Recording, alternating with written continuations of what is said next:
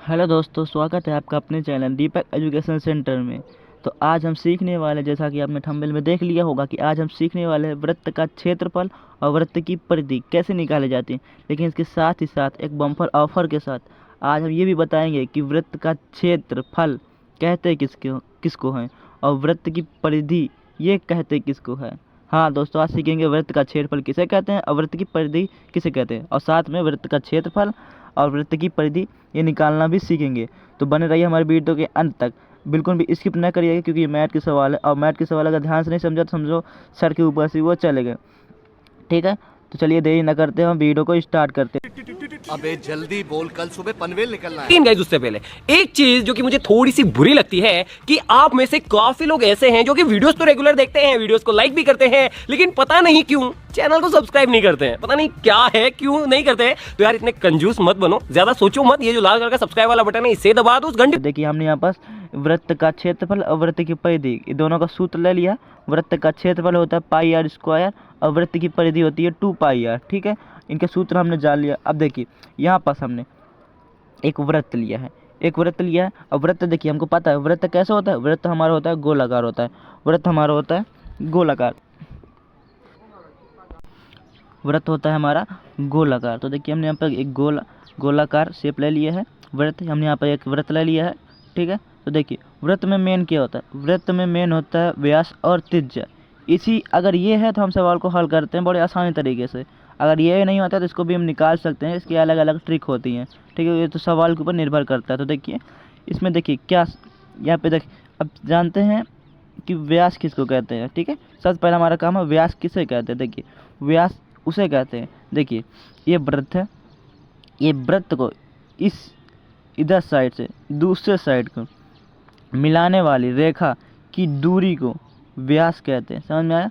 यहाँ से यहाँ तक की, देखिए हमने जो परिभाषा बताई है किताबी परिभाषा नहीं, हमने खुद से बनाए बताई है। ठीक है, तो इस पर ज़्यादा गौर मत करिएगा कि सर जी गलत बता रहे हैं, ये हुआ। हम बता सही रहे हैं, बस हम थोड़ा सा अलग टाइम बता रहे हैं। ठीक है, तो देखिए यहाँ से यहाँ तक, ये इसका छोर आमने सामने है। देखिए यहाँ से यहाँ तक। ठीक है, अब इस दूरी को कौन सी रेखा मिला रही है, ये वाली यहाँ से यहाँ तक की रेखा ये मिला रही है। ठीक है, ये रेखा ये ऊपर वाली रेखा है। ठीक है, ये जो डॉट डॉट करके है, ये यहाँ से 20 की रेखा, ये दोनों आपस में ये मिला रही है। ठीक है, अब देखें ये जो रेखा है, इस रेखा की दूरी कितनी है। हमने इस रेखा की दूरी मापी, तो इसकी दूरी जब हमने मापी तो इसकी दूरी निकल के आई 14 सेंटीमीटर। तो हमने यहाँ पर लिख दिया 14 सेंटीमीटर यहाँ से यहाँ तक की रेखा की जो है दूरी है। ठीक है, तो देखिए यहाँ से यहाँ तक की दूरी को बोलते हैं व्यास, मतलब फुल दूरी, मतलब पूरी दूरी, यहाँ से यहाँ तक की पूरी दूरी को बोलते हैं व्यास। और व्यास हमारा क्या निकल के आया, 14 सेंटीमीटर। अब देखिए त्रिज्या किसे बोलते हैं, देखिए त्रिज्या जो है हमारे व्यास की आधी होती है। त्रिज्या व्यास की आधी होती है, मतलब क्या कहने का कि हमारा व्यास तो ये है, तो हमारी त्रिज्या, हमने बोला हमारी त्रिज्या इसकी आधी होगी। तो 14 का आधा क्या होता है, 7 होता है। 14 का आधा होता है 7। तो ठीक है, तो देखिए इससे हम समझ सकते हैं कि देखिए ये एक साइड की खाली ये केंद्रक है। ठीक है, यहाँ से यहाँ तक अगर पूरी से दूरी अगर दी है, यहाँ देखिए ये पूरी दूरी है तो ये व्यास है। अगर इसकी आधी दूरी दी गई है, आधी दूरी, उसको बोलते हैं त्रिज्या। ये है त्रिज्या, इसकी यहाँ से यहाँ तक दूरी गई है, पूरी दूरी नहीं गई, यहाँ से यहाँ तक अगर आधी दूरी गई हो तो उसको बोलते हैं त्रिज्या। हमने आपकी परिभाषा भी बताया कि व्यास की त्रिज्या आधी होती है, व्यास की आधी हो उसको बोलते हैं त्रिज्या। ठीक है, तो व्यास, तो यहाँ पर देखिए हम सूत्र भी लिख देते हैं, व्यास बराबर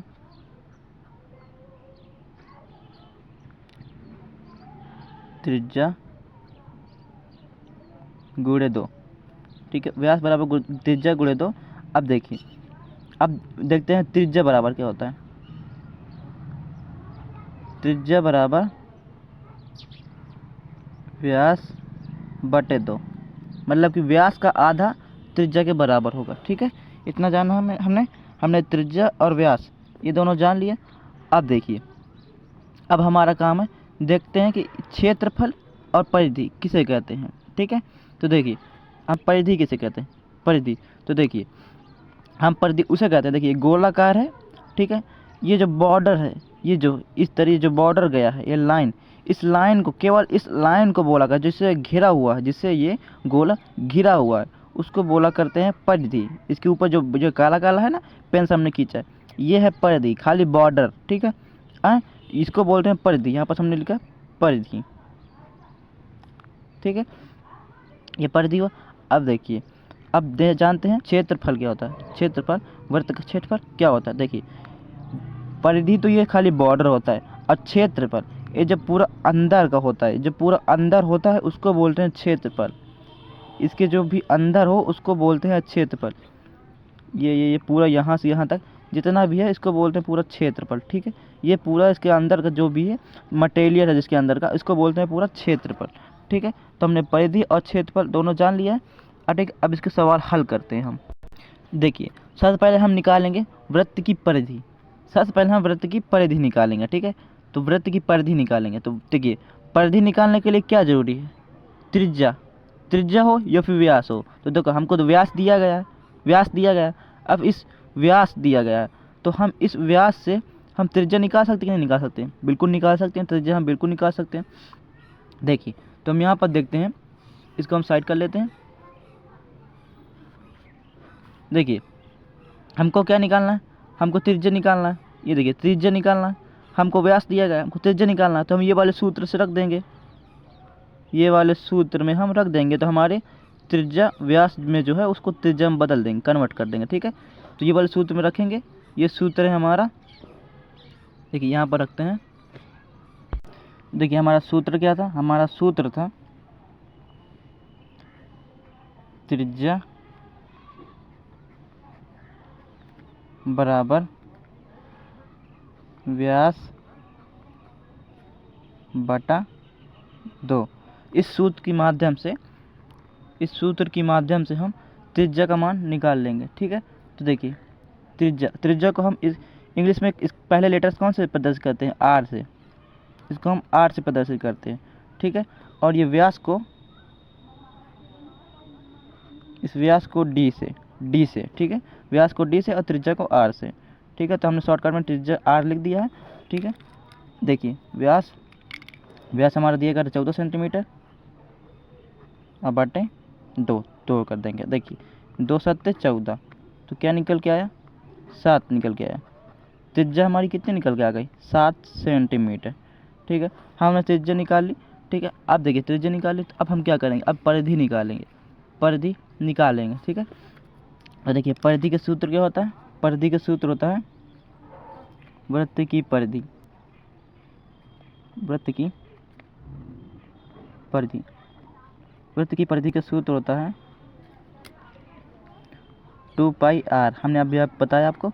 अब देखिए 2 ऐसे ही लिख देंगे, पाई का मान होता है 22/7, ठीक है। अब देखिए आर लिखा है, आर का मान हमने निकाला, आर का मान हमने निकाला 7, ठीक है। तो आर की जगह पे हम लिख देंगे 7, ठीक है। ये 7 से 7 कैंसिल, 7 से 7 कैंसिल हो गया, बचा क्या? 2 गुणे 22, 2 गुणे 22 बचा। इसको गुणा कर लेंगे तो क्या आएगा? 2 गुणे 4, 2 गुणे 4 44 सेंटीमीटर है, सेंटीमीटर है। देखिए सेंटीमीटर था तो हमने सेंटीमीटर मात्रक कर दिया, ठीक है। इसके मात्रक होगा सेंटीमीटर। आया कितना? परिधि कितना आया? इसकी परिधि आई 44 सेंटीमीटर, ठीक है। ये परिधि हमने निकाली। अब निकालेंगे क्षेत्रफल, वृत्त का क्षेत्रफल। हमने परिधि निकाला, अब निकालेंगे वृत्त का क्षेत्रफल। तो यहाँ पर हम निकालते हैं वृत्त का क्षेत्रफल। तो वृत्त का क्षेत्रफल हम सूत्र हमने बताया आपको क्या होता है? पाई आर स्क्वायर, ठीक है। अब देखिए पाई का मान क्या होता है? पाई का मान होता है 22/7। आर बोले तो त्रिज्या, आर बोले तो त्रिज्या, त्रिज्या हमने कितनी निकाली थी? 7। अब देखिए स्क्वायर लगा था, हमने स्क्वायर लगा दिया। अब देखिए स्क्वायर लगा है मतलब क्या? 7 2 बार स्क्वायर लगा है मतलब 7 2 बार है, 7 गुणे 7, तो एक 7 से 7 कैंसिल, बचा क्या? 22 गुणे 7, ठीक है, ये बच्चा। अब इसका गुणा कर लेंगे आपस में, तो 60 के 7 14, सही 7 14 14 1 15 हासिल। अब देखिए मात्रा क्या था, सेंटीमीटर, तो देखिए सेंटीमीटर, ठीक है, लेकिन ये सेंटीमीटर स्क्वायर होगा। क्यों स्क्वायर होगा? क्योंकि क्षेत्रफल का कोई भी हमने सॉल्व किया, क्षेत्रफल का मात्रक होता है कोई भी। अगर यहाँ पर मीटर होता तो अपन लिखते मीटर स्क्वायर, सेंटीमीटर हमने लिखा सेंटीमीटर स्क्वायर, स्क्वायर में ही जाएगा। क्षेत्रफल किसी भी चीज़ का हो, वृत्त का हो, त्रिभुज का हो, क्षेत्रफल जिसका भी होगा स्क्वायर में ही जाएगा, ठीक है। तो क्षेत्रफल का मात्रक होता है स्क्वायर, सेंटीमीटर स्क्वायर, यही होगा आंसर। अगर आपको हमारी वीडियो पसंद आए तो प्यार से एक लाइक और चैनल को सब्सक्राइब भी कर लीजिए, क्योंकि हम इस तरह के वीडियो रोज़ अपलोड करते रहते हैं। तो चलिए मिलते हैं अगले वीडियो में। अच्छी बात बोली, आपको अच्छी लगी तो ऐसे थोड़ा मार दीजिए हाथ, आप थोड़ा सा मार दीजिए।